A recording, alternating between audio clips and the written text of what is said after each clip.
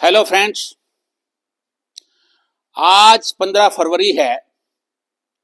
15 फरवरी को ही 1564 में इटली में एक व्यक्ति का जन्म हुआ जिसका नाम था गैलीलियो गैलीली। वो अपने समय का एक बहुत महान एस्ट्रोनॉमर था। खगोल विद्या का उसको बहुत ज्ञान था। तो गैलीलियो वो पहला व्यक्ति था जिसने पूरे प्रमाण के साथ ये दावा किया कि पृथ्वी सूर्य के चारों ओर चक्कर लगाती है। उस समय बाइबल ये कहती थी, चर्च ये कहते थे कि सूर्य पृथ्वी के चारों ओर चक्कर लगाता है। तो पहली बात कोई धर्म विरुद्ध कोई बात कही गई पहली बार, तो स्वाभाविक था कि जो धर्म के अनुसार चलने वाले लोग थे उनका नाराज होना स्वाभाविक था, क्योंकि ये माना गया था उस समय तक के बाइबल में जो लिख दिया गया है वही सत्य है। अब गैलीलियो की बात आगे बढ़ाने से पहले कुछ समय पहले चलते हैं। 1473 में पोलैंड में एक व्यक्ति का जन्म हुआ, निकोलस कोपरनिकस। वो भी एस्ट्रोनॉमर थे। उन्होंने भी ये बात सिद्ध कर दी थी कि पृथ्वी सूर्य के चारों ओर चक्कर लगाती है, लेकिन वो ये बात जानते थे कि ये बात कहना बड़ा खतरनाक हो सकता है क्योंकि धर्म के विरुद्ध थी। तो वो पूरी उम्र इस बात को मौखिक रूप से तो कहते थे, लेकिन उन्होंने कहीं लिखा नहीं। उन्होंने एक पुस्तक लिखी जो उस समय प्रकाशित हुई जब वो मरणासन थे, यानी मृत्यु के नजदीक पहुंच गए थे। 1543 में उनकी पुस्तक प्रकाशित हुई और 1543 में ही उनकी मृत्यु हो गई। तो कहते तो वही भी यही थे कि पृथ्वी सूर्य के चारों ओर चक्कर लगाती है, लेकिन वो धर्म से डर गए। इसके बाद 1548 में इटली में ही एक और व्यक्ति का जन्म हुआ, जर्दानी ब्रूनो। शुरू से ही बड़े क्रांतिकारी विचारों का था। अब ये जो बुक थी जो कोपरनिकस ने लिखी थी ये प्रतिबंधित थी, लेकिन ब्रूनो ने ऐसी सारी पुस्तकें पढ़ी जो विज्ञान से संबंध रखती थी लेकिन धर्म के द्वारा प्रतिबंधित थी। तो कोपरनिकस की पुस्तक भी पढ़ी और उसने भी उसके बाद कई वर्षों तक मेहनत की, चांद तारों को देखता रहा, आकाशीय पिंडों को देखता रहा, अध्ययन करता रहा, और उसने भी यही कहा कि पृथ्वी सूर्य के चारों ओर चक्कर लगाती है। लेकिन ये बात चर्च के लोगों को, चर्च के पादरियों को, धार्मिक लोगों को पसंद नहीं आई और उन्होंने उसे सजा दी। सजा क्या दी? ऐसा नहीं है कि फांसी पर चढ़ा दिया गया। सरेआम इटली के एक शहर के चौराहे पर जिंदा जलाया गया और बहुत शोर करने वाले ड्रम बजाए गए ताकि उसकी चीखें सुनाई ना दे, क्योंकि वो एक नजीर पेश करना चाहते थे समाज के लिए कि धर्म के विरुद्ध कोई बात नहीं कहनी है। अब बात आते हैं गैलीलियो पर। गैलीलियो ने भी यही बात कही, अपनी पुस्तक लिखी, तो फिर वही कहानी दोहराने लगी। चर्च के द्वारा गैलीलियो को बुलाया गया, उसको कहा गया कि सरेआम आप इस बात के लिए माफी मांगे कि आपने जो कुछ लिखा है वो गलत लिखा है। अब गैलीलियो ब्रूनो का परिणाम जानता था, उसने स्वयं देखा था, तो उसने माफी मांग ली चर्च से। तो उसकी माफी के बाद गैलीलियो को मृत्युदंड तो नहीं दिया गया, लेकिन उसको होम अरेस्ट कर दिया गया, नजरबंद कर दिया गया। सारी उम्र वो अपने घर में ही कैद रहा और उसी कैद में रहते रहते अंततः 1642 में उसकी मृत्यु हो गई। ये बात आज मैंने क्यों कही? क्योंकि धर्म बहुत बड़ी चीज है। धर्म में बहुत सी बातें हमारे लिए गौरव की बात है। अपने धर्म पर हर व्यक्ति को गर्व करना चाहिए, लेकिन अंधविश्वासी नहीं होना चाहिए। आंख बंद करके हम विश्वास नहीं कर सकते। जो कुछ हमारे पूर्वजों ने कह दिया वही सत्य है, ऐसा हमें नहीं मानना होगा।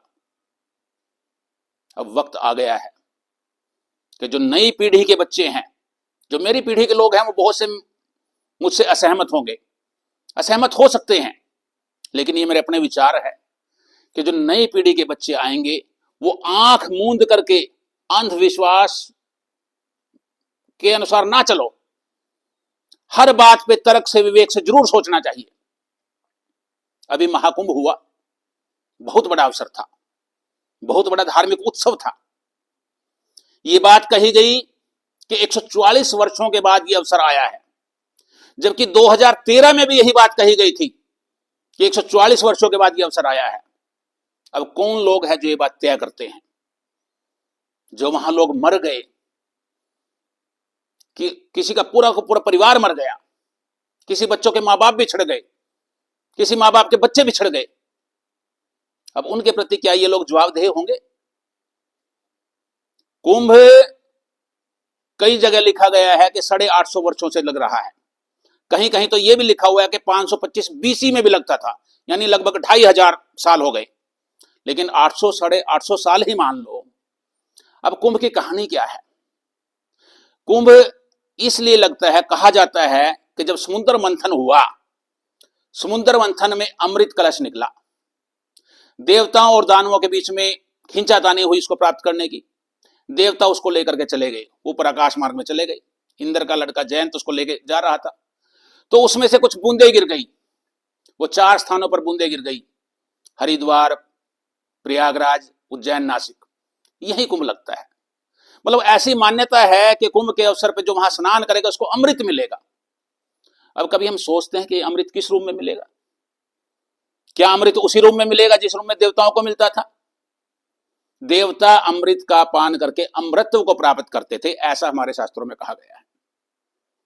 तो इन 850 सालों में हमारे पूर्वजों ने भी, उनके पूर्वजों ने भी, कितने ने स्नान किया होगा? क्या कोई ऐसा व्यक्ति है जो अमर हो गया? इसलिए ये मेरी अपनी राय है, मैं बार बार कह रहा हूं, ये महज एक अंधविश्वास है कि वहां स्नान करने से कोई अमृत मिलेगा। वहां कितने लोगों के परिवार उजड़ गए। और एक धर्माचार्य, मुझे शर्म आती है धर्माचार्य कहते हुए, मजाक बना दिया धर्म का इन लोगों ने। वो कहते हैं कि जिन लोगों की वहां मृत्यु हुई है वो मोक्ष को प्राप्त हो गए हैं। कितने शर्म की बात है। हर बार ऐसी दुर्घटना पे इस तरह के कुतर्कों से अपने आप को बचाया जाता है। तो मेरा आज का ये वीडियो बनाने का केवल यही मकसद है कि जो नए बच्चे हैं, अपने धर्म पे गर्व करना चाहिए, हम भी करते हैं, लेकिन हर बात को ज्यों का त्यों स्वीकार करना नहीं चाहिए। अपनी विवेक से, अपनी बुद्धि से हमें जरूर समझना चाहिए। ये बुद्धि परमात्मा ने हमें दिया है, परमात्मा ने हमें सोचने समझने की क्षमता दी है, तो सोचो। ये तो बड़ी स्वाभाविक सी बात है कि जब ये बात कह गई कि 144 वर्षों के बाद ऐसा आया, बहुत से लोग चले गए बिना सोचे समझे। जहां जहां जरूरत से ज्यादा भीड़ होगी वहां दुर्घटनाओं की संभावना बनती ही है। मैं ये नहीं कहता इसके लिए सरकार दोषी है। जहां जहां जरूरत से ज्यादा भीड़ होगी वहां दुर्घटनाएं होती ही हैं। पहले हरिद्वार में भी हुई, पुल टूट गया था। एक बार मनसा देवी में रेलिंग टूट गई थी। ऐसे बहुत से उदाहरण हैं। इसलिए बहुत ज्यादा भीड़ में सिर्फ इसलिए ना चले जाए कि वहां से कुछ अमृत मिलेगा। किस रूप में अमृत मिला इन लोगों को? क्या अमृत का मतलब यह है कि हमारे परिवार में सुख समृद्धि आएगी, धन दौलत आएगा? क्या अमृत का मतलब यह है कि जो देवताओं को मिलता था? इसलिए भगवान श्री कृष्ण ने जो गीता में दिया हुआ है सबसे बड़ा मंत्र है वो कर्मण्येवाधिकारस्ते मा फलेषु कदाचन। कर्म करो।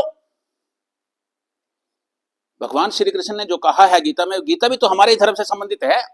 अपने धर्म की अच्छी बातों को स्वीकार करो। जब हम कर्म अपना करेंगे ईमानदारी से तो उसका फल जरूर मिलेगा और वही हमारे लिए अमृत हो सकता है। तो इसलिए महज इसलिए कि कुछ बातें बनी बनाई है, बिना सोचे समझे हमें उस पर नहीं चलना चाहिए।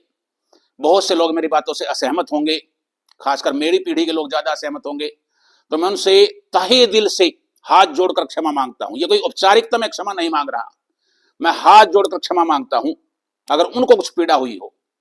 लेकिन फिर भी मैं उनसे भी प्रार्थना करूंगा कि एक बार इस सारी बातों पर विचार जरूर करना है। प्रॉब्लम सिर्फ यही है कि हम सोचते नहीं। अगर किसी विषय पर गहनता से सोचेंगे तो अपने आप ही हमें पता चलेगा कि हमें किस दिशा में जाना चाहिए। जो धर्म गुरु है, मैंने पहले भी कई बार कई अवसरों पर यह बात कही है, ये आपकी भावनाओं का फायदा उठाते हैं, व्यापार करते हैं, कारोबारी हैं ये लोग, आपकी धार्मिक भावनाओं से खिलवाड़ करते हैं। इनके चंगुल से भी अपने आप को मुक्त करने का समय आ गया है। परमात्मा का नाम लेना है, परमात्मा को पाना है।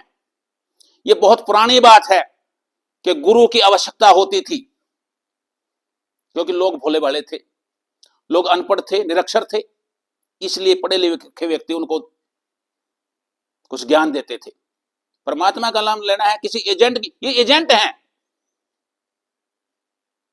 आप सबको मोहमाया से दूर रहने की बात करते हैं, स्वयं मोहमाया में फंसे हुए हैं। तो मेरी सभी से प्रार्थना है कि आगे से किसी भी बात को अपने विवेक से सोचे, उसके बाद जो अच्छा लगे वो करे। मेरी बात सुनकर भी सारे इसलिए कि मैंने कुछ कहा है, मैं तो बड़ा छोटा सा व्यक्ति हूं, इसको ज्यों का त्यों ना माने, मेरी बात पे भी विचार करें। अगर लगता है कि सही है तो उस पर अमल करने की कोशिश करें, लगता है तो गलत है, कोई बात नहीं, आप अपने अनुसार चले। थैंक यू, धन्यवाद, बहुत बहुत धन्यवाद।